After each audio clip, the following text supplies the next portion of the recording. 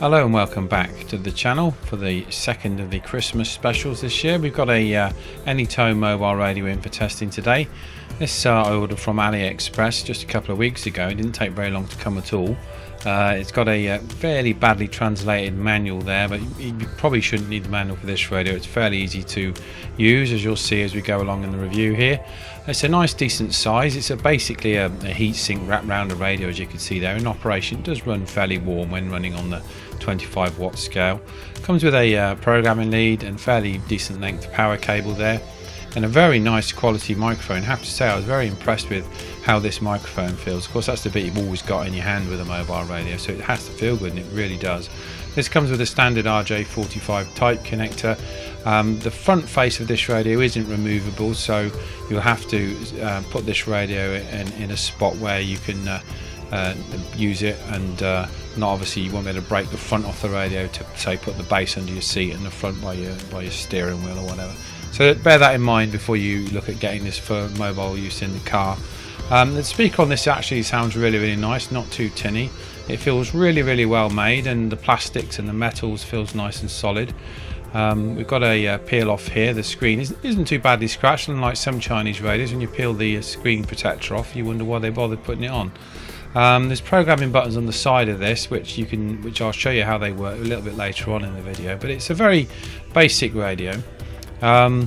Just one socket for the microphone. That's the one there in the front. PL259, an external speaker jack in the back there, and an audio disconnect plug and socket. They just tin up the wires at the end of the power lead there, and it comes with a standard T-shaped socket adapter there at the other end. 10 amp fuse fitted in line. They recommend a 10 amp supply to run this radio at the full 25 watts on VHF. So that's fairly standard and normal. Like I say, it does run fairly warm if you're continually operating at 25 watts, but I've done a little bit of experimentation. I use this breakout box so I can test the radio easily in the car, so it just plugs in the cigarette lighter and we can just stick a couple of jack leads in and away we go. And we'll be using that a little bit later on in the video. I always keep banana plugs for this reason, just to make leads up. The manual, like I say, not great, but it does give you some idea of the power requirements, but I'll go into that in a bit more detail. And to drive the radio, I just popped out into the garage and picked out this nice little 30 amp Nevada power supply, which I use on my HF radios, and for charging my e-bike batteries, a very nice little compact supply, which I can thoroughly recommend if you're after a nice decent supply there. Powering on the radio, and you can change all the log-on menus, and you can see just how nice that screen looks. It really is really sharp. I was wondering whether it would be picked up on the video that well, but it really does look good. So I dimmed the lights a little bit so I could show you what it looks like when the lights are sort of a little bit lower there, and you can see from that. I mean, my eyesight isn't brilliant these days, and I find that is a really nice, clear and sharp display. Out of all of the cheap Chinese radios, this is by far the best on that front. So anyway, I'll hand myself back to me in the studio and we'll have a little play with this radio. The PA button on the top, that's not programmed at the minute. This PB button gives us volume.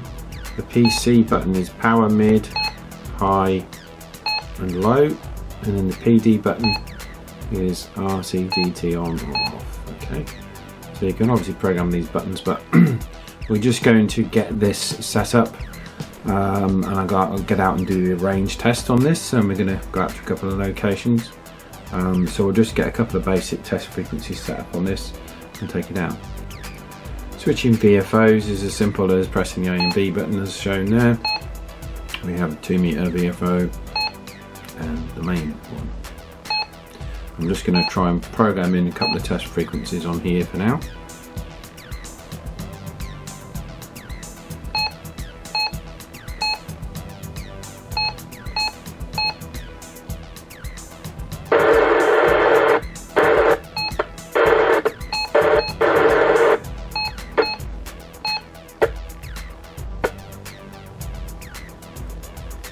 Right, this is VHF testing on the low power. This is on low power, the Anytone. We're on the 20 watt scale. On low power, it's 5 watts. Low power is 5 watts. Okay, let's put it up to mid power. On mid power it's 15 watts. Okay, right, we have to just up the scale for high power.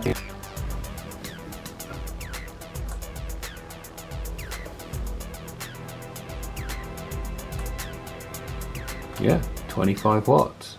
Right. Okay, so this is a UHF test on low power.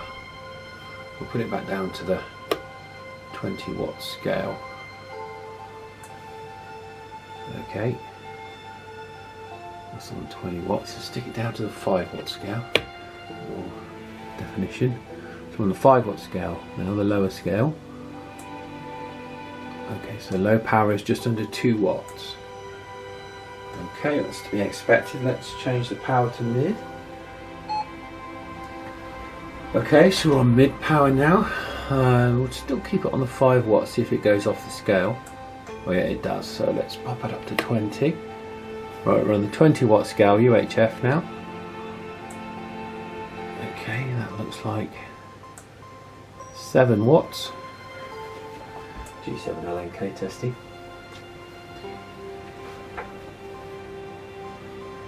And then we'll put the power up to full power. Power high. UHF power high, we'll put it up. Well, I don't know, should we leave it on 20? I reckon yeah. So that's 12 watts. 12 watts, okay. Right, and just to give you an idea of the power settings, I'll just quickly run through, because we've got an ammeter on this radio. We'll just run through the power consumption if you're interested, in case some of you guys are using it portable.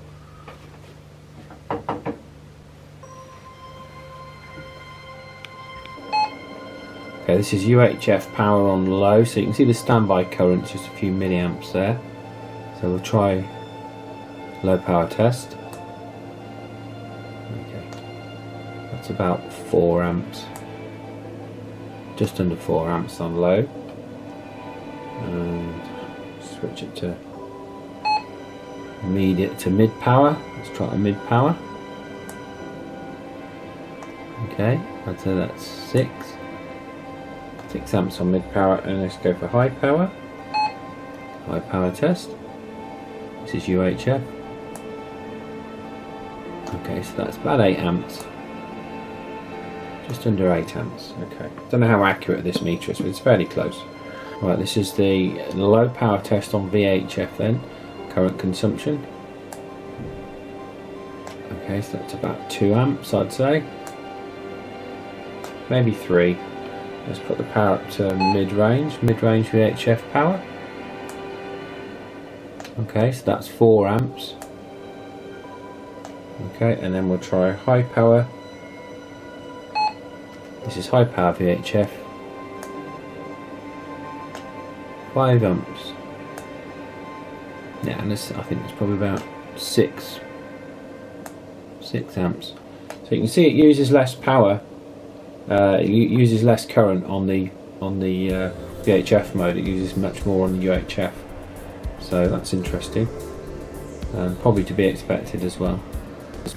As it's a Christmas special, a bit more sort of a behind the scenes thing. I'm not going to show you too much of the shacks, it's a mess. We'll pop the radio in this little carry box. I use little boxes like these when I'm going out to site, just to keep stuff together. And I mentioned that little adapter for the cigarette lighter, so we can just plug this radio in. Other things I'll probably take out there just for stuff. Little mini tripod, really useful when sort of doing establishing shots and things like that, although I probably don't use that often enough. Another thing I'm going to take out is, well, I've got these little compact binoculars when I take the drone out, in case it goes out of my line of sight. Yeah, I'll just quickly show you the drone. Don't worry, this channel isn't going to be a drone channel. I bought 4 batteries. 4 batteries, and then realised that you can actually get quite cheap chargers to charge them on the fly with a battery built in, which I've also got. So yeah, I've got the Dji Spark, and it's a really good little drone, and I use that for some of the establishing shots you see in the videos. Really recommend the Dji Spark. Right, we're here at the first location. This is the same location that we used on the Pi Westminster video, so if you haven't watched that video, I suggest you watch that one. You can get some sort of comparison between the new radio and the old radio, I suppose. Okay, so we'll get the radio set up and then we'll see how we get back to base from this location.